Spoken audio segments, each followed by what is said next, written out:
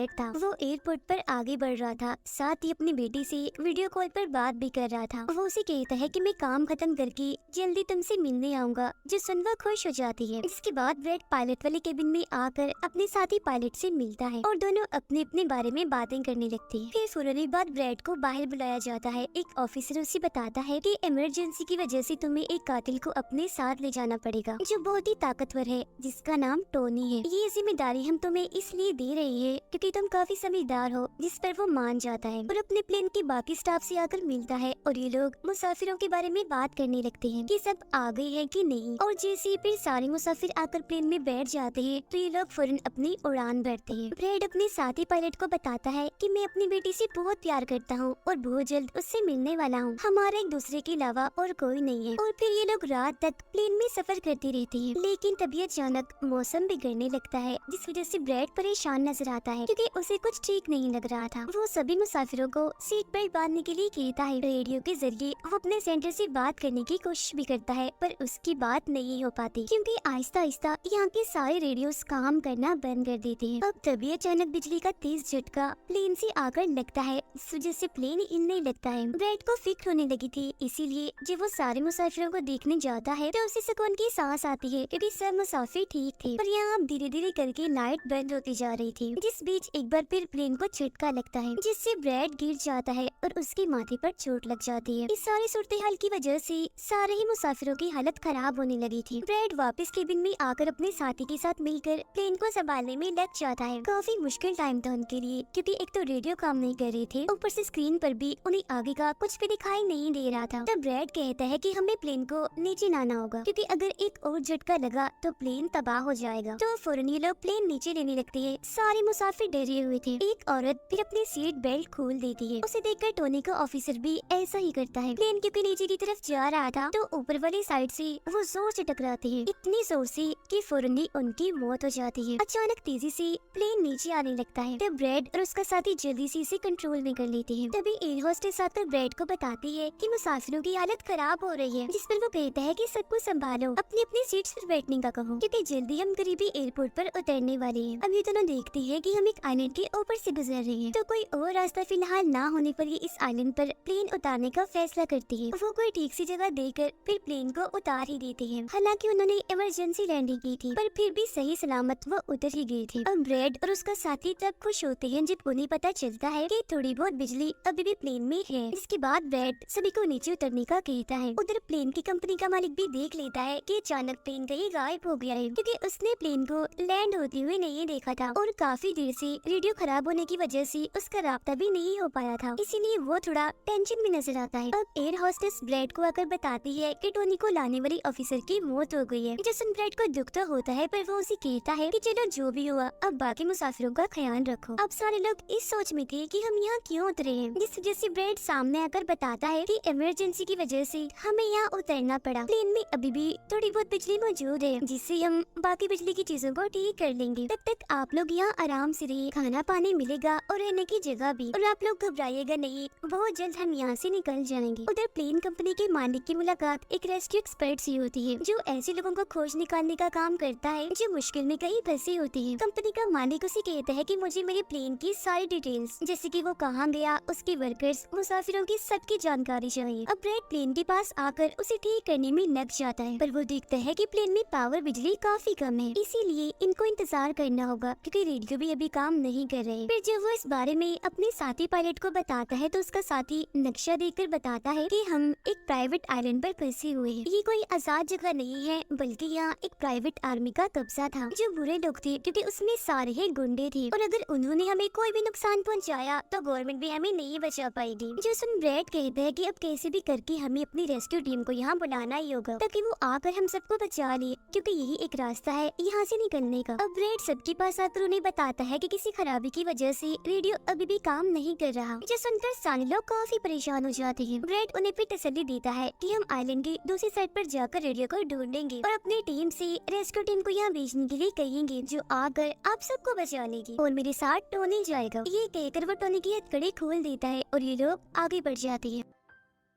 अब हम private army इन्हें जो बुरे लोग थे उनके हेड को देखते हैं, जिसके पास एक आदमी आकर बताता है कि यहाँ आइलैंड पर एक प्लेन आकर रुका है इमरजेंसी की वजह से, और उसके अंदर बहुत सारे लोग हैं जो अलग अलग मुल्कों से हैं। जो सुनकर प्राइवेट आर्मी का हेड उसे पैसे देता है इस जानकारी की और फौरन अपनी टीम को तैयार होने का कहता है, क्योंकि शायद ये लोग उन्हें लौटने के इरादे से जाने वाले थे। आइलैंड के जंगल में ब्रैड और टोनी आगे बढ़ रहे होते हैं। टोनी ब्रैड से पूछता है कि तुमने मुझे आजाद क्यों किया और अब कहाँ लेकर जा रहे हो? तो ब्रैड उसे कहता है क्योंकि मैं तुम्हारी वजह से सबको खतरे में नहीं डाल सकता, और यह एक खतरनाक प्राइवेट आर्मी है जिसका मेरे साथ मिलकर तुम्हें सामना करना है। वो फिर और भी बहुत सारे सवाल ब्रैड से करता है और फिर अचानक ही चुप हो जाता है। तो जब ब्रैड पीछे मुड़कर देखता है तो टोनी वहाँ नहीं था, वो गायब हो गया था। उधर रेस्क्यू एक्सपर्ट प्लेन की जानकारी निकालने में लग जाता है। एक वीडियो में वो ब्रैड को देखता है जो झगड़ते हुए मुसाफिर से लड़कर उसे काफी मारता है। अब उसकी लड़ने की मारते देखकर रेस्क्यू एक्सपर्ट काफी खुश हो गया था, जिसके बाद वो एक प्राइवेट कंपनी के लीडर से बात करता है। कहता है कि आप लोग तैयार रहिए, कभी भी आपकी जरूरत हमें पड़ सकती है, जिस पर वो हाँ बोलता है। जंगल में आगे बढ़ते हुए ब्रैड एक खानी पड़ी फैक्ट्री में जाता है, जहाँ वो एक बंद रेडियो मशीन को ढूंढ ही लेता है और फिर उसे ठीक करके फोन लगाता है। हेल्पलाइन पर उसकी बात होती है, जिन्हें वो अपने प्लेन और इस आइलैंड के बारे में बताता है, लेकिन लाइन में कोई गड़बड़ी होने की वजह से सामने वाला इंसान उसकी बात सुन ही नहीं पाता। तब उसे एक आइडिया आता है, वो ये सारी चीजें अपने बेटे को लिखवा कर उसे अपने ऑफिस में बताने का कहता है। अब तभी एक आदमी आकर ब्रैड पर हमला कर देता है, तो वो उसे पकड़कर काफी मारता है और बेहोश कर देता है। तभी ब्रैड को महसूस होता है जैसे इस कमरे में कोई आ रहा है, इसीलिए जल्दी से वो छुप जाता है। पर वहाँ और कोई नहीं बल्कि टोनी था, जिसने बहुत सारे गुंडों को मारकर उनके हथियार ले लिए थे, और वो ब्रैड को आवाज लगाने लगता है। फिर जब ब्रैड सामने आता है तो कुछ हथियार वो उसे भी दे देता है। इसके बाद ये दोनों नीचे की तरफ आने लगते हैं। तब यहाँ उन्हें एक कैमरा मिलता है जिसमें चल रही वीडियो से उन्हें पता चलता है कि वो खतरनाक प्राइवेट आर्मी यहाँ आने वाले लोगों को अगवा कर लेती है और फिर उन लोगों की फैमिली से अच्छी खासी रकम लेती है उन्हें छोड़ने के बदले। जो देख वो समझ जाते हैं कि हमारे मुसाफिर भी खतरे में हैं। अब ये दोनों बाहर खड़ी गाड़ी में आकर बैठ जाते हैं और अपने मुसाफिरों की तरफ जाने लगते हैं। उधर जब सारे मुसाफिर बैठे हुए थे तो तभी उन्हें किसी गाड़ी की आवाज आती है। वो ये सोचकर काफी खुश हो जाते हैं कि जरूर ये ब्रैड है, पर ब्रैड नहीं, वहाँ तो वो खतरनाक प्राइवेट आर्मी थी। वो गोलियां चलाकर इन लोगों की तरफ बढ़ रहे थे। इन गोलियों की आवाज ब्रैड और टोनी ने भी सुन ली थी। प्राइवेट आर्मी का हेड पायलट से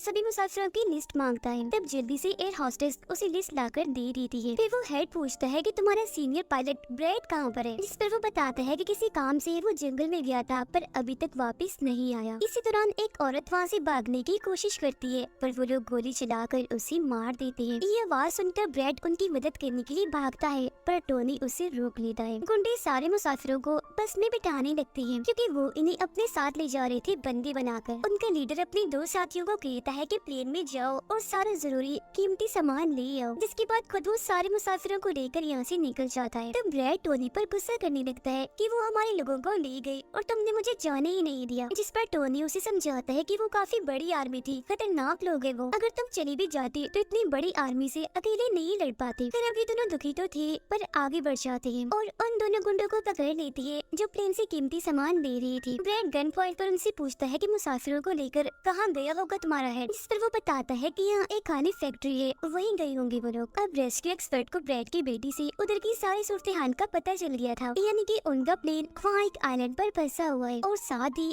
वहाँ एक काफी खतरनाक प्राइवेट आर्मी भी है। वो इस बारे में प्लेन कंपनी के मालिक को बताता है, जिस पर वो कहता है कि फौरन अपनी प्राइवेट टीम और रेस्क्यू टीम को भेजो। फिर ये लोग जैसे तैसे करके उस आइलैंड और उनके प्लेन को ढूंढ लेते हैं। जब इनके बीच फैसला होता है कि प्राइवेट टीम का लीडर सबसे पहले वहाँ जाएगा अपनी टीम के साथ। उधर एक गाड़ी के जरिए ब्रैड और टोनी फैक्ट्री की तरफ जा रहे थे, जिसके पास पहुंचकर ये चुपके से अंदर घुस जाते हैं, जहाँ वो सारे गुंडे मुसाफिरों की वीडियोस बना रहे थे, ये दिखाने के लिए कि कौन सा मुसाफिर किस मुल्क से है। अब प्राइवेट टीम भी प्लेन के पास पहुंच जाती है, पर इन्हें जब वहाँ कोई नहीं दिखता तो टीम का लीडर प्लेन के अंदर जाकर चेक करता है, जहाँ दो लोगों की लाशें थी। इसके अलावा वहाँ ब्रैड का छोड़ा हुआ मैसेज भी मिल जाता है, जो कि उस फैक्ट्री तक आने का रास्ता था। फैक्ट्री में दोनों छुपकर उन गुंडों पर नजर रख रही थी, जिनमें से दो गुंडों को वो पीछे से आकर पकड़ लेते हैं और मुंह बंद करके उनका दम घोट देते हैं, जिससे उनकी मौत हो जाती है।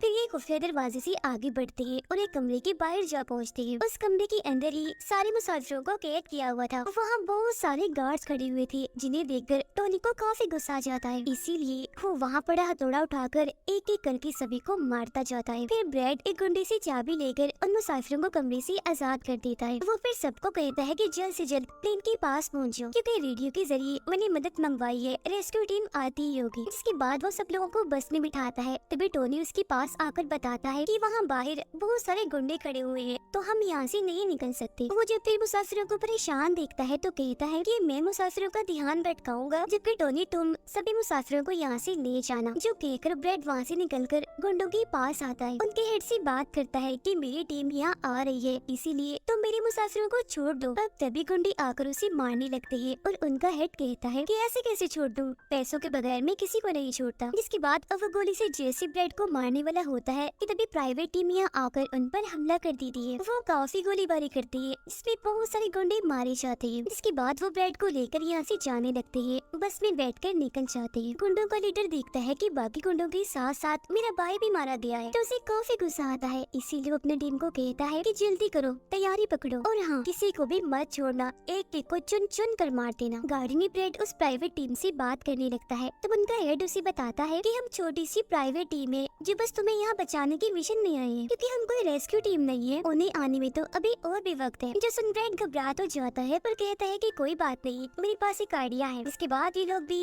प्लेन के पास आ जाते हैं, जहाँ सारे मुसाफिरों को टोनी पहले ही ला चुका होता है। ब्रैड फिर अपने लोगों को कहता है कि प्राइवेट टीम हमारी मदद करने यहाँ आ गई है और अब उनकी मदद से हम प्लेन को चला लेंगे और फौरन यहाँ से निकल जाएंगे। तो आप सब लोग जल्दी से प्लेन में बैठ जाएं, क्योंकि हम रेस्क्यू टीम का इंतजार नहीं कर सकते। उन्हें आने में वक्त है और अगर हम यहाँ रुके तो उस खतरनाक आर्मी के हाथों मारे जाएंगे। जो सुनकर सारे लोग प्लेन में बैठ जाते हैं, जबकि ब्रैड प्राइवेट टीम के लीडर के साथ मिलकर प्लेन को ठीक करने में लग जाता है। जहाँ तभी वो गुंडे आकर इन पर हमला कर देती है, जिनको देखकर प्राइवेट टीम उन्हें रोकने में लग जाती है और यहाँ दोनों तरफ से ही काफी गोलीबारी होती है। पर इस टीम के पास काफी अच्छी गन्स थी, तो वो बहुत सारे गुंडों को मार गिराती है। ब्रैड टीम के लीडर को बताता है कि मैं अगले 5 मिनट में प्लेन को स्टार्ट कर दूंगा, मतलब कि चला दूंगा, जिसके बाद हम सब लोग उड़ान भरेंगे। फिर वो टोनी का शुक्रिया भी अदा करता है कि तुमने मेरा इतना साथ दिया। फिर ब्रैड गोलियों के बीच से ही होता हुआ अंदर आकर बैठ जाता है और अपने साथी पायलट के साथ मिलकर प्लेन चलाने लगता है। टोनी की गोलियां खत्म हो गई थी और जब वो प्राइवेट टीम का बैग चेक करता है तो उसे वहाँ पैसों से भरा हुआ एक बैग मिलता है। पर फिलहाल पैसों को ऐसे ही छोड़कर दूसरे बैग से गन लेकर दोबारा गुंडों से लड़ने लगता है, जहाँ तब तक ब्रैड भी पूरे प्लेन को घुमा भी चुका होता है। फिर वो प्राइवेट टीम भी प्लेन में चढ़ने लगती है। ब्रैड को प्लेन कंपनी का मालिक बताता है कि मैं तुम्हें कोई महफूज जगह बता दूंगा जहाँ तुम जा सकते हो। सभी लोग तो प्लेन में चढ़ जाते हैं, पर टोनी नहीं चढ़ता। वो पैसों से भरा बैग लेकर वहाँ से भागने लगता है। तब उसे जाता हुआ देखकर प्राइवेट आर्मी उनके प्लेन पर हमला कर देती है। उनका हेड प्लेन के सामने रॉकेट लॉन्चर लाकर उन्हें एक ही झटके में उड़ाने का सोच रहा था, लेकिन उसे टोनी देख चुका था। वो उसे गोली मारकर गिरा देता है, ऐसा करने से रोक लेता है। ये देखकर ब्रैड को बहुत खुशी होती है, जिसके बाद वो अपनी पूरी ताकत लगाकर प्लेन उड़ाने में कामयाब हो ही जाता है। इस वजह से टोनी भी खुश था और वो भी फिर वहाँ से चला जाता है। ब्रैड प्लेन को आइलैंड से दूर ले जाता है, जबकि प्लेन का मालिक उसे एयरपोर्ट का बताता है जहाँ ये लोग जा सकते थे, जो काफी करीब था। तब ब्रैड उस तरफ प्लेन ले जाने लगता है, पर एक बार फिर प्लेन तबाह होने लगता है। इसलिए ब्रैड दोबारा से इमरजेंसी लैंडिंग करवाता है और उनका प्लेन नीचे आने के बाद जंगल के रास्ते आगे बढ़ने लगता है। सब लोगों की जान बच गई थी, इसीलिए वो काफी खुश थे। उधर प्लेन कंपनी का मालिक और उसकी टीम भी बेहद खुश थी। ब्रैड और उसका साथी भी सुकून की सांस लेते हैं कि कम से कम वो उस आइलैंड से तो निकल आए थे और सबकी जान भी बच गई थी। कुछ ही देर में यहाँ इनकी रेस्क्यू टीम भी आ जाती है, जिन्हें देखकर सारे मुसाफिर खुश तो थे, साथ ही ब्रैड की बहादुरी पर तालियां बजा रहे थे। ब्रैड फिर सारे मुसाफिरों को रेस्क्यू टीम के साथ भेज देता है, जिसके बाद वो अपनी बेटी से बात करता है। वो इस बात से काफी खुश थी कि थैंक गॉड मेरे डैड जिंदा हैं। दोनों बाप बेटी बात करके बहुत खुश थे और इसी के साथ ब्रैड की बहादुरी की ये कहानी इधर ही खत्म।